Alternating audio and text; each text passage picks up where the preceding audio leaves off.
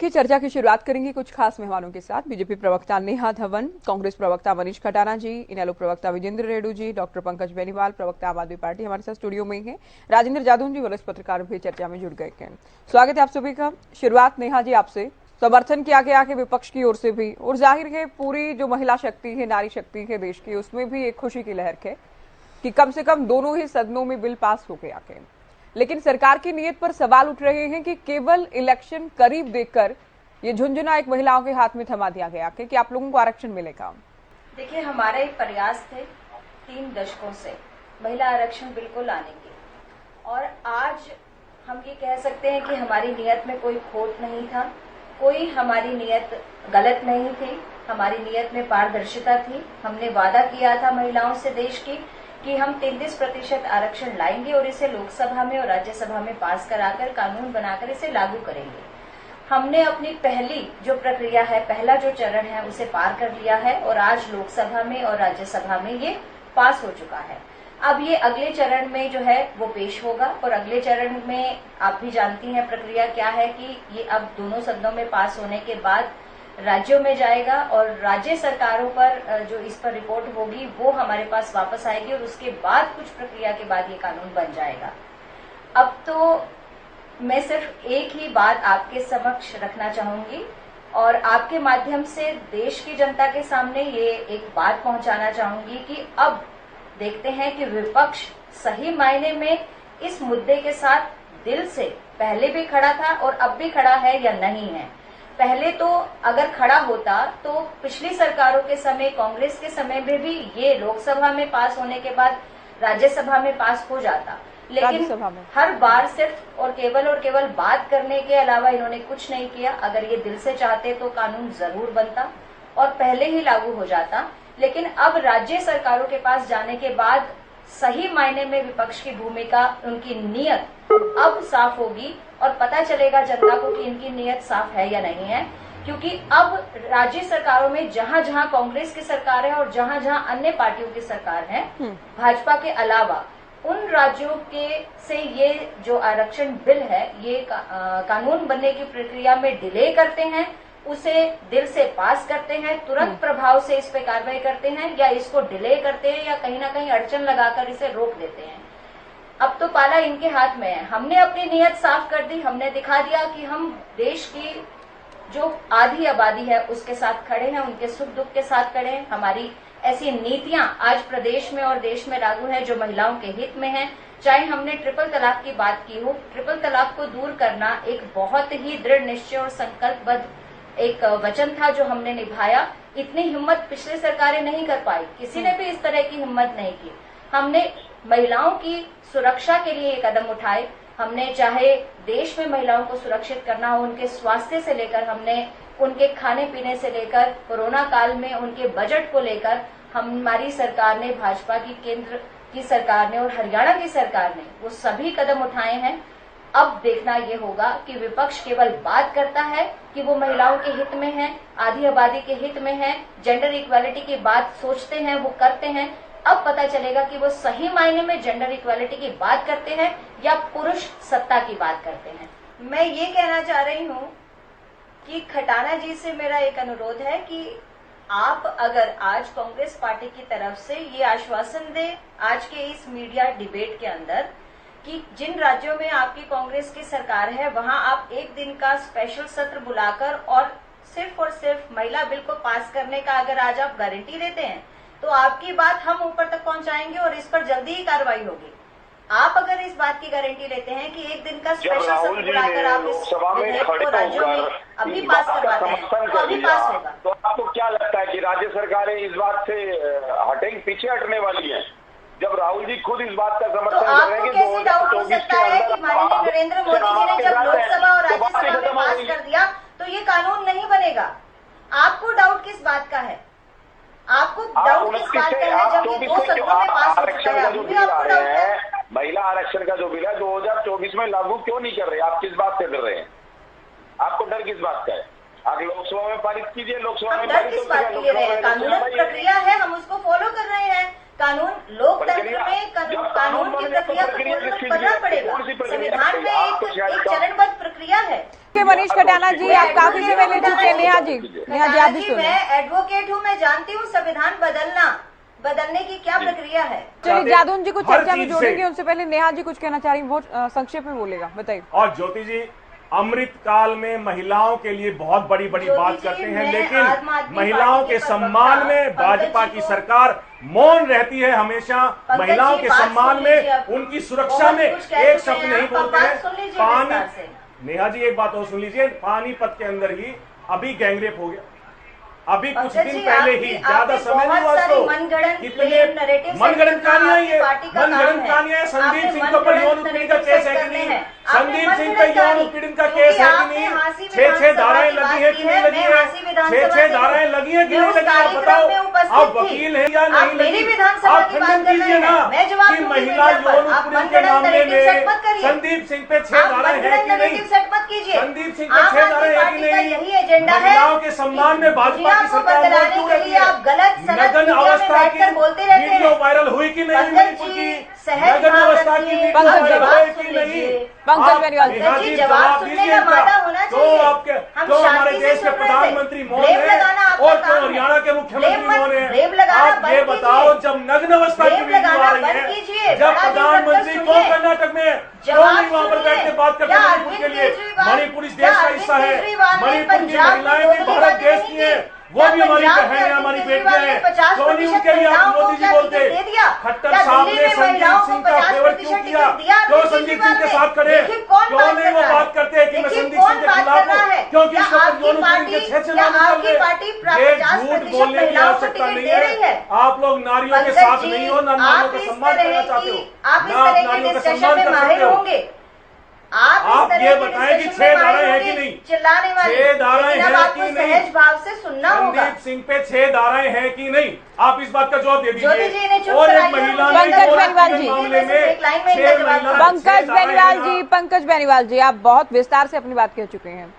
नेहा जी आएंगे आपके पास। जादून साहब, महिला के वोट का महत्व क्या है? ये तो लगता है कि करीब मुझे कुछ सेकंड का देखिए, आप इनके नैरेटिव को पक्का करने के लिए इनको समय दे देती हैं, लेकिन आप उसका काउंटर रिएक्शन जरूर ले, क्योंकि ऐसे तो कुछ लोग सुनेंगे इनकी बात को बिलीव करेंगे। यही तो इनका मैंने तो आपको भी समय दिया, तो मैं किसी का नैरेटिव पक्का कराने के लिए नहीं बैठी हूँ यहाँ पर। साथ के साथ जवाब देना जरूरी है। चलिए बोलिए, जल्दी कंप्लीट कीजिए आप अपनी बात। आप पक्का नहीं करा रही हैं, लेकिन इनका जवाब साथ के साथ जरूर देना चाहिए। मैं सिर्फ ये कहना चाहूंगी कि क्या दोगली बात की ये बात कर रहे थे? क्या अरविंद केजरीवाल दोगली बात नहीं कर रहे? आम आदमी पार्टी दोगली बात नहीं करती? क्या दिल्ली में और पंजाब में इन्होंने 50% महिलाओं को टिकट दिया? इनसे ये पूछने वाला कोई है? दूसरी बात, ये बात करते हैं ओबीसी की।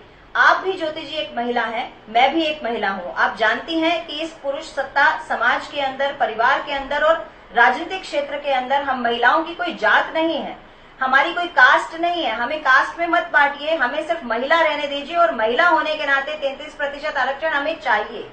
और हमारी जो जाति है वो नारी है, हमें नारी रहने दीजिए, हमें कास्ट में मत बांटिए, बरगलाइए नहीं हमें। तो हम लोग समर्थन करते हैं। आम आदमी पार्टी का प्रवक्ता होने के नाते मैं कह रहा हूँ कि महिलाओं को समर्थन है। अगर ऐसी ही बात है तो 33% महिलाएं 2024 की विधानसभा में और लोकसभा में पहुंच जानी चाहिए। इसकी जिम्मेदारी नेहा देवन जी ले। कानून को ऐसे ही रातों रात थोड़ी ना बदला जाता है। कांग्रेस हमेशा कानून को अपने पर रखती आई है। जो एक ऐसे मंत्री का इस्तीफा देने के लिए किसी के ऊपर भी लगा देता है। आप महिला उत्पीड़न के आरोप लगाने से नहीं लूंगा नहीं लूंगा नहीं लूंगा होने के बाद कार्रवाई क्या महिलाओं के साथ खड़े होंगे? हरियाणा की, हमारे देश की महिला पहलवानों के कार्रवाई जरूर होगी। दिल्ली की सड़कों पर जो कभी मना नहीं किया इस बात पर कार्रवाई करने के लिए, तो कभी मना नहीं किया। हमने तो बहुत सारे भ्रष्टाचार के मामले में जितने आईएएस अधिकारियों पर कार्रवाई की है, भाजपा सरकार हरियाणा की हो या केंद्र में हो, हमने तो कभी भी कोई भी गलत बात सहन नहीं की आज तक। नेहा जी गलत बात। नेहा जी बोले। आवाज आ रही है आपको? जी नेहा जी बोले। ज्योति जी, मैं सिर्फ और सिर्फ इतना कहना चाहूंगी कि विपक्ष को कोई ना कोई मुद्दा बनाना है, बाल की खाल खींचनी है। ये मुद्दे ज्योति आप इनको पूछिए, ये मुद्दे बनाए हुए हैं। ये 26 में लागू क्यों होगा, 29 में क्यों आएगा, जनसंख्या पहले क्यों काउंट होगा, कानून बनने में देरी क्यों है, ओबीसी क्यों नहीं आए, इसके अलावा आप इनके न्यूज़ पास चैनल पे और बैठ के कोई भी झूठ बात बोलते करने की नहीं है। जहां तक बात महिला सम्मान की है, अभी मेरे साथी प्रवक्ता ये बात कर रहे थे कि भाजपा कार्यालय में खुशियां मनाई जा रही थी, वहां पर महिलाएं खड़ी थी, लेकिन मेरे साथी प्रवक्ता ने ये नहीं देखा, ये दृश्य नहीं देखा कि देश का प्रधानमंत्री भाजपा कार्यालय में उन महिलाओं के चरण छू रहा है कि आज मैं अपने किए वादे में सफल हुआ। ये दृश्य भारत में इनको नहीं दिखता है कि प्रधानमंत्री महिलाओं के पांव छू रहा है। देश इस के बिल को पास प्रधानमंत्री करने अपनी के माता बाद को लाइन में इनको लगाकर दिखता है नोटबंदी में कि फोटो महिलाएं वहां खिंचवाता है। खड़ी थी। देश महिला का सम्मान की प्रधानमंत्री बात अपनी अभी माँ के मेरे चरण साथी फोटो प्रवक्ता ने खिंचवाता है। की कि चांद पर तो पहुंचाएंगे, सबसे अपनी ऐसा माँ के हरियाणा फोटो के खिंचवाता है। माननीय मुख्यमंत्री देश का मनोहर लाल जी ने बात कही कि और उस महिला गांव एक्टरों को में बुलाया। मैं भी अरे प्रत्यक्षदर्शी थी, मैं भी वहीं पहलवानों उपस्थित को बुलाते, थी। वो एयरफोर्स की महिलाओं को बात बुलाते, केवल और जो केवल मीडिया में को तोड़ बुलाते, मरोड़ कर महिला पेश की खिलाड़ियों को गई, बुलाते, ऐसी कोई भी जो बात हमारी नहीं बहन हुई। महिला मैं भाजपा की पत्रकार हैं, उनको प्रवक्ता होने के बुलाते। नाते, एक महिला होने के नाते, भाजपा की कार्यकर्ता होने के नाते इस बात का खंडन करती हूँ कि माननीय मुख्यमंत्री जी ने वो तंज कसा नेहा जी को वक्त दिया गया आगे बोलने के लिए। कि अभी एक नैरेटिव सेट कर रहे थे कि हमारे नेता जो हैं वो महिलाओं का सम्मान नहीं करते। मैं ये पूछना चाहती हूँ कि क्या प्रधानमंत्री जी ने जब मणिपुर मुद्दे पर जब संवेदनाएं व्यक्त की थी, क्या इन्होंने नहीं सुनी? क्या हमारे बड़े नेताओं ने, छोटे नेताओं ने, कार्यकर्ताओं ने मणिपुर के बारे में जो वक्तव्य कहे इन्होंने नहीं सुने थे? पंकज जी इस बैठक में मैं प्रत्यक्षदर्शी होने के नाते ये खंडन करती हूँ इस बात का कि माननीय मुख्यमंत्री जी ने वो एक तंज कसा था। बिल्कुल भी नहीं, वो तंज नहीं था। वो मीडिया में केवल एक लाइन उठाकर उसका मीम बना दिया गया, और वो भी पक्का आम आदमी पार्टी और कांग्रेस के कार्यकर्ताओं ने ही किया होगा। ये बिल्कुल भी बात गलत है। प्रधानमंत्री जी महिलाओं का सम्मान करते हैं। भारतीय जनता पार्टी हमेशा से ये चलिए उस विषय में तो सीएम मनोहर लाल ठीक है, महिला से बात भी कर चुके हैं, टेलीफोन पर सीएम साफ कर चुके हैं कि केवल मजाकिया अंदाज में कहा गया था, उसे अन्यथा ना लिया जाए। सीएम खुद भी कह चुके हैं। रेड्डी साहब बार बार ही कहा, बाद में जो उकसाने की बात आती है, जब मीडिया ने उस लेडी को घेर लिया और उसके बाद उससे बात की, मैं भी उनसे जाकर मिली, ऐसे उनके मन में कोई खटास नहीं थी, उनके मन में कोई खटास नहीं थी।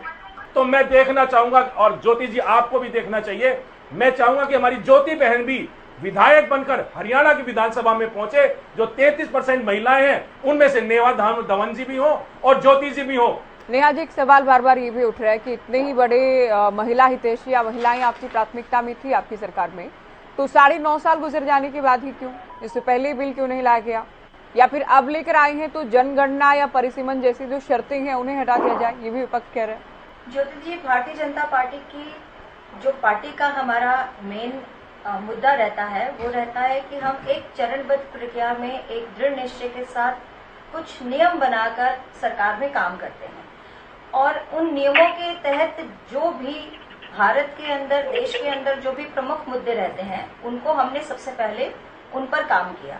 ऐसे बहुत सारे कड़े फैसले महिला आरक्षण प्रमुख मुद्दा नहीं था, में देश के अंदर महिला आरक्षण प्रमुख मुद्दा नहीं था क्या? देश में पूरी जनता ने की। महिला आरक्षण भी प्रमुख मुद्दा था। उसी के तहत ही आप एक बात ध्यान दीजिए कि 2019 में जो लोकसभा का सदन बना उसमें 82 महिलाएं सांसद बनकर आई। आज तक के इतिहास में भारत के क्या इस सदन में 82 महिलाएं आपको पहले देखने को मिली? आप पुरानी सरकार के समय में उठाकर देख लीजिए डाटा, कितनी महिलाएं सांसद थी। 82 महिलाओं को सांसद किसने बनाया? भारतीय जनता पार्टी की सरकार ने ही बनाया, नरेंद्र मोदी जी के नेतृत्व में ही बनी। हम चरणबद्ध प्रक्रिया से चल रहे हैं, स्टेप बाय स्टेप चल रहे हैं। हम आगे दौड़ पीछे छोड़ नहीं कर सकते। हमें बिल्कुल धन्यवाद हम उनका भी करना चाहेंगे। हम बहुत ही सहर्ष हृदय से उनका अभिनंदन करते हैं, उनको धन्यवाद करते हैं कि उन्होंने इस प्रक्रिया में हमारा साथ दिया और उन्होंने पहले आवाज उठाई। बिल्कुल हम मानते हैं, बिल्कुल मानते हैं कि कांग्रेस से पहले देवेगौड़ा जी के टाइम से, राजीव जी के टाइम से ये बात उठती आई और अटल जी के टाइम पे भी ये बात उठी, हम बिल्कुल मानते हैं। लेकिन क्या विपक्ष आज ये बात स्वीकार करने की हालत में है कि क्या नरेंद्र मोदी जी की तारीफ और उनकी सराहना उनको इतनी भी नहीं सुनी जा रही कि उनके कार्यकाल में दोनों सदनों में आज बिल जो है वो पास हो चुका है? क्या उनके मुख से एक बार भी नरेंद्र मोदी जी की तारीफ के लिए कोई 2 शब्द निकले? चलिए आखिर कमेंट मनीष, हम तो मानते हैं डर कि है आपके समय में बीजेपी को चुनावी फायदा ना हो जाए। इस बिल को भरपूर कोशिश की और यही भारतीय क्यों जनता अभी पार्टी विधानसभा और लोकसभा में टिकट नहीं बांटेंगे 33%? अगर सपना था राजीव जी का तो इतने साल क्यों लगाए आपने? अभी भी आप 33% टिकट नहीं देते। आपने पूछिए, नहीं, टिकट देना तो आपके हाथ में है ना, उनसे पूछिए। टिकट देना तो महिला आपके हाथ आरक्षण में के है। खिलाफ आपने टिकट देना वोटिंग तो किस लिए महिलाओं करी? को आपके हाथ में है। कांग्रेस ने तो आज क्यों कांग्रेस ने आप तो नहीं महिला की ना कार्यकर्ताओं को वोटिंग। सम्मान नहीं देते अपनी पार्टी कांग्रेस में? ने तो समर्थन किया है टिकट ना। देना तो आपके हाथ में है ना। आम आदमी पार्टी अपनी बात पर कांग्रेस ने खरी उतरती है ना, समर्थन किया है। कांग्रेस अपनी बात पर खरी भारतीय जनता उतरती है, पार्टी ने लेकिन बिल उंगली के करनी है खिलाफ आपको वोटिंग भाजपा करी की थी। तरफ, उंगली आप करनी है आपको सोचिए नेहा नरेंद्र मोदी जी। के काम की तरफ, उंगली करनी नेहा है जी, आपको इतने झूठ किस माननीय लिए? मनोहर लाल जी के काम नेहा की जी, तरफ। इतने झूठ किस उंगली- लिए? आपको दिखते हैं ये ओम प्रकाश जनता है। चलिए, बहुत सब शुक्रिया आप जानती सभी है। का। मनीष कटारा जी, नेहा जी, आप सभी का बहुत शुक्रिया। आप लोगों ने वक्त दिया और चर्चा हम महिला आरक्षण बिल को लेकर कर रहे थे। फिलहाल दीजिए इजाजत, नमस्कार।